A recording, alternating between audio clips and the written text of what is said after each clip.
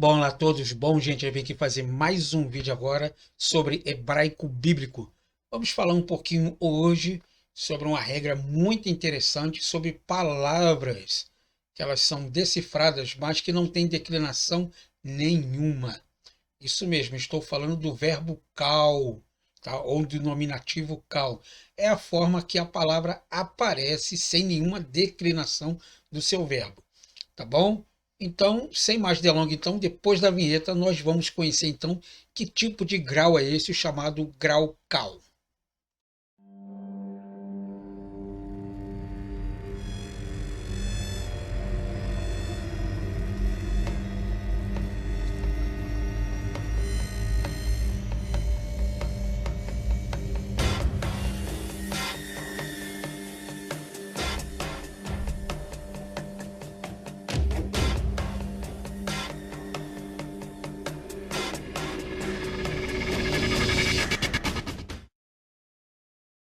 Pois é, então entramos aqui agora nos chamados gêneros, ou a famosa morfologia, tá bom?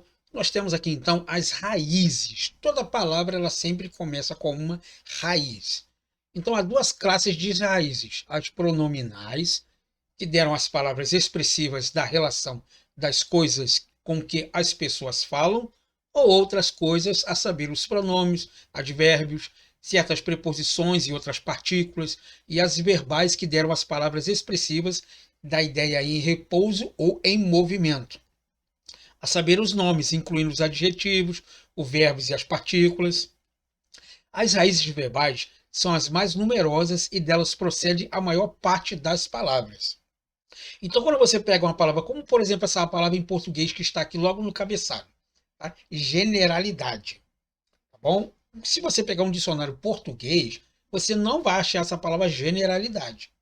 Você tem que pegar a raiz dela, que é gênero, tá bom? Então é isso, basicamente, o que nós estamos falando aqui da questão de raízes. E no hebraico acontece a mesma coisa. Tá? Quando você se deparar com uma palavra, você precisa conhecer a raiz dela para saber qual o significado daquela palavra, tá bom? Isso nós vamos aprender aqui nesta aula de hoje, tá ok? Rigorosamente, a raiz deve ser só constituída de consoantes. Lembrando que no hebraico antigo, as vogais eram pronunciadas guturalmente, tá bom? Elas não aparecem dentro das palavras, elas só aparecem na Idade Média ali, então com o Códice Leningrado, tá bom? Na questão de se existe vogais ou não no texto do hebraico bíblico, eu tenho um vídeo exclusivo falando sobre isso aqui, tá bom? Então vamos lá. Rigorosamente, a raiz deve ser só constituída de consoante. Não se deve supor que do verbo procedam sempre todas as formas de nomes, mas ao contrário, tanto o nome quanto o verbo devem ser considerados como formas cognatas de uma raiz primitiva, às vezes desconhecida. Por exemplo, nós temos aqui a palavra malar. Malar quer dizer reinar. Teria dado o radical verbal malar. Ele reinou. Tá? Geralmente nos dicionários em hebraico, nós usamos a terceira pessoa do masculino singular. Então, quando você procura a palavra no hebraico lá, a raiz nunca é reinar, como um finitivo. Ela é sempre ele reinou. Tá? Reinar seria no infinitivo, que no caso são usados nos dicionários em português. Tá bom? E eu reino é usado nos dicionários grego, tá bom? Então nós temos aqui ele reinou e o radical normal, nominal é meler, rei. Então note que a palavra malar, reinar, ela pode ser traduzida como malar, ele reinou, pode ser como meler, rei, e usando a mesma raiz, tá? Do jeito que está colocado aqui, ó. Bom, pode ser usada a mesma raiz, tá ok? Se a ideia abstrata da raiz primitiva, despida de modificadores, representada só por consoantes, se acrescentarmos quaisquer vogais, já que lhe emprestamos um sentido específico, descritivo de qualquer modalidade ou circunstância não contida na ideia original da raiz. Aqui pode ser colocado como malar, ele reinou, pode ser meler, rei. Então você vê que sempre muda as consoantes. Aqui são um camates e um pata, aqui são dois tsegou, tá bom? Então é isso que ele está querendo dizer aqui, tá ok? Não obstante isso, para os fins práticos, de acordo com os gramáticos hebreus, pode-se e convém considerar que a terceira pessoa do masculino singular do completo do cal do verbo, a forma mais simples de verbal, como a raiz de que se derivam tanto outras formas do verbo, assim como os nomes também. Tá? Nós vamos dar alguns exemplos aqui. Tá?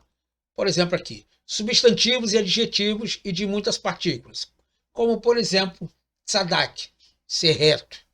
Pode ser tzedek, retidão. Pode ser tzadik, reto. E por aí vai. Tá bom? Pode ser justo, tzedaka, pode ser usado como esmola. Então, a raiz da palavra, ela sempre muda de acordo com a sua vocalização. Mas as três consoantes continuam as mesmas consoantes. Na raiz verbal ela não muda, só muda apenas a sua vocalização, tá bom? Por isso nós temos aqui uma aula de gramática elementar. Os nomes e verbos denominativos. Os nomes que se derivam diretamente da raiz chamam-se primitivos. Os que formam de outros nomes por meio de modificações ou de acréscimo chamam-se de denominativos, que procede de um nome primitivo, quer venha de um verbo.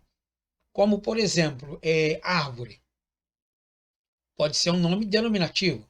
Madeira, pedaços de madeira, né? Uma pedra, pedrinha, rocha. Então são chamados de denominativos, tá bom? Porque ele procede de uma mesma raiz.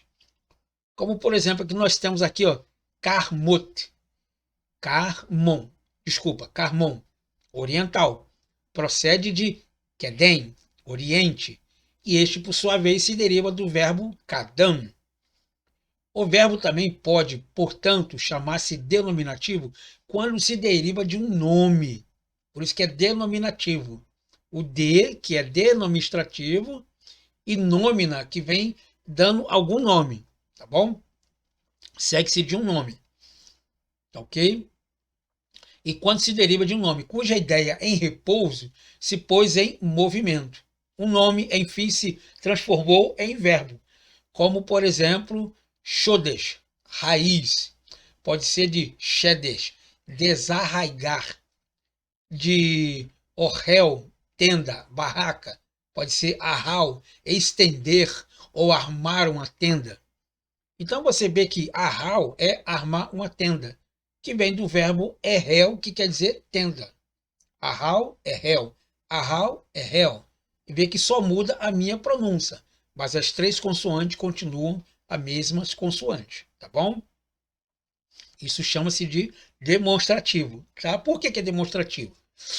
Porque estender ou armar uma tenda vem de uma tenda, tá bom? Então era denominativo dela lá.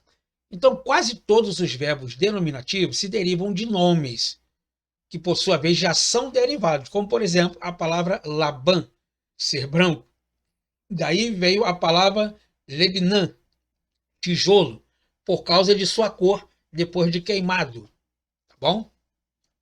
E dessa ideia de novo o sentido de Laben, fazer tijolo, Daguê, aumentar muito, daí vem de dag, de peixe, daí vem de dug, pescar, e assim sucessivamente, tá bom? Espero que vocês tenham entendido direitinho, porque havendo alguma dúvida, você, por gentileza, coloque aqui nos comentários que eu faço, então, eu tiro essa dúvida de vocês, tá ok? Gramática é sempre uma aula assim, um pouco complexa, porque a gente estamos acostumados com o nosso português. Como aqui uma língua é estrangeira, então a aula fica um pouco didática, tá bom? Mas nada que a gente não possa tirar essas dúvidas aí, tá bom?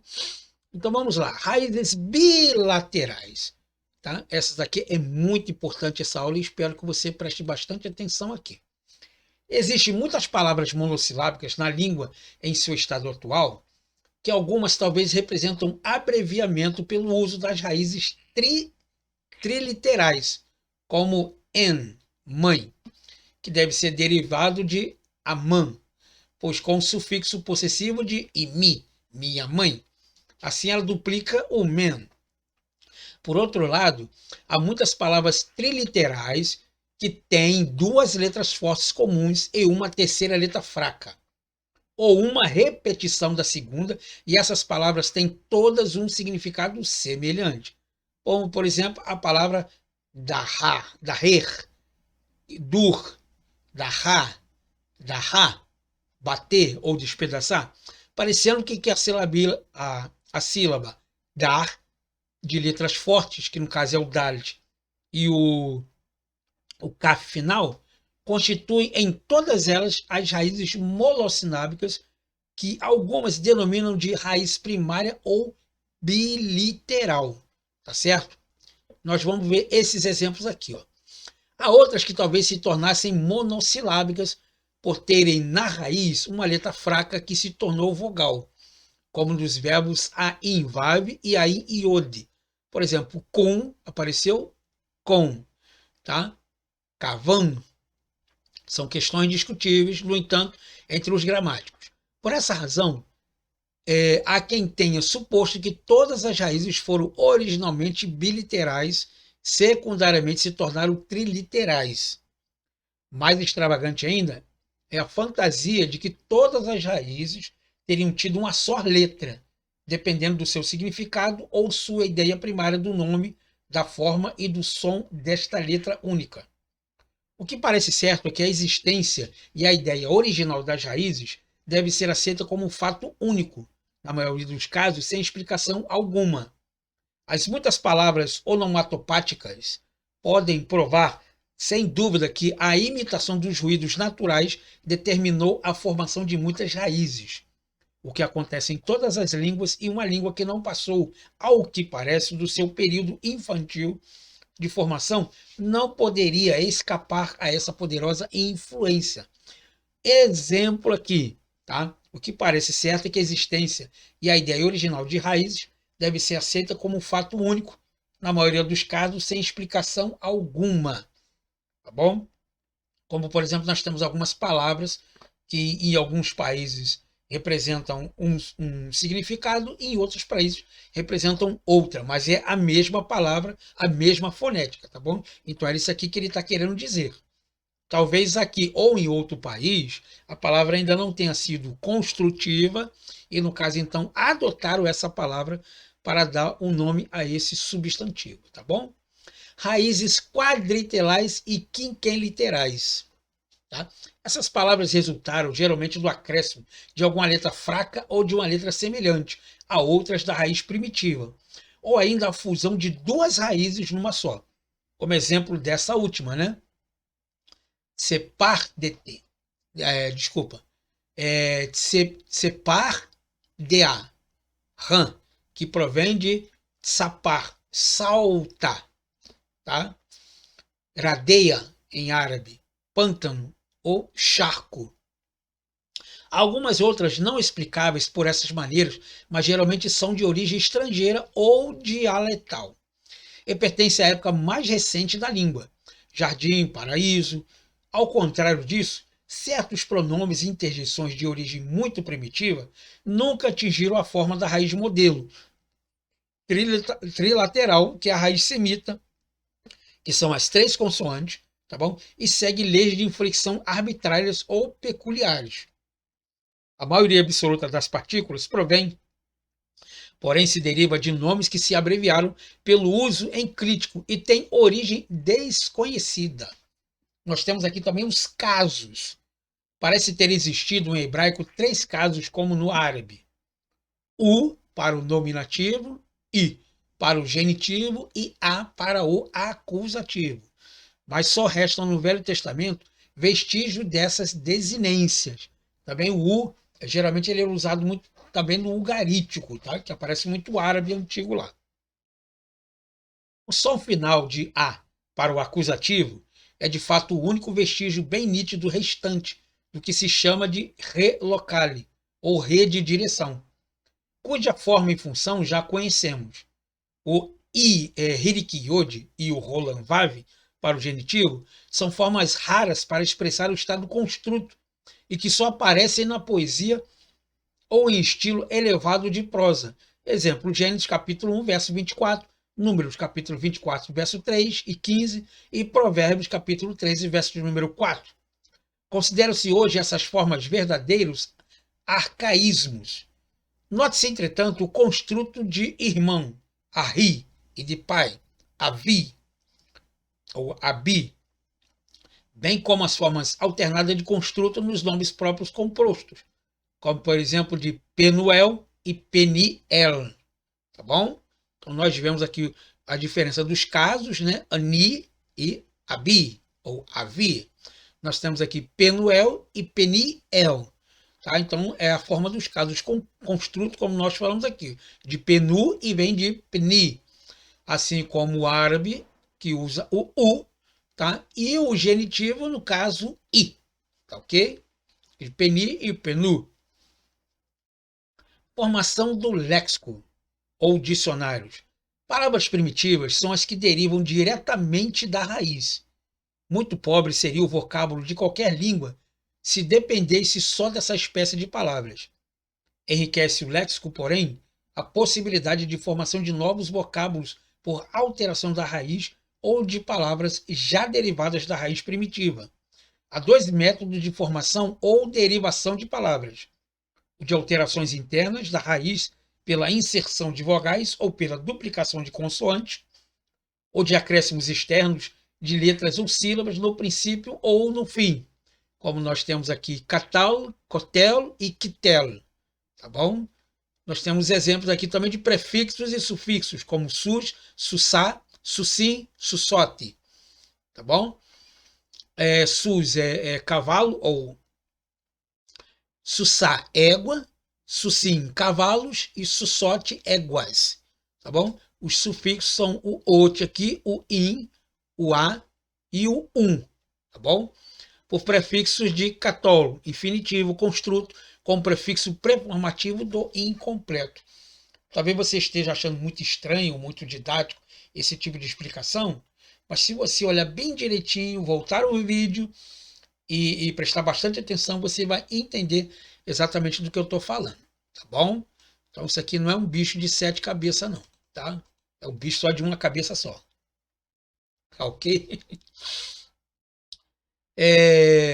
Pelos dois métodos da mesma palavra incompleto do pio, tá? E ectel, prefixo de alteração interna de vogais e geminação da letra média da raiz. Quanto à origem e significado dos próprios afixos. Classificação de palavras. Veja que ele está dando o título ao termo e depois ele vem dando uma explicação bem detalhada do assunto que está sendo denominado aqui, tá bom? Podem ser variáveis, como os pronomes, os verbos, os nomes, incluindo adjetivos, e invariáveis, artigos, advérbios, conjunções, preposições e interjeições. Consideramos variações, nesses casos, a desinência que expressam as distinções de gênero, tá bom? E número nos nomes e nas flexões verbais, para a distinção de pessoas, gênero e número. Quanto aos casos, só restam, como já vimos, vestígios ou fragmentos arcaicos no estágio em que se encontra a língua hebraica. Ok? Então, esse é a aula de hoje. Nós falamos exatamente sobre os casos dos verbos, tá bom? Usando raízes verbais, construções silábicas, sufixos, prefixos e muitas outras aí. Então, você aprendeu hoje que de uma raiz, tá bom? De 3 palavras hebraicas aqui, ou 3 consoantes, nós formamos uma infinidade de palavras ali, de acordo com a fonética ao qual está sendo colocada ali. Tá bom? Eu sou o professor André Marcelino, você está no canal Escavando as Escrituras. Muito obrigado pela sua atenção e nos vemos então numa próxima aula.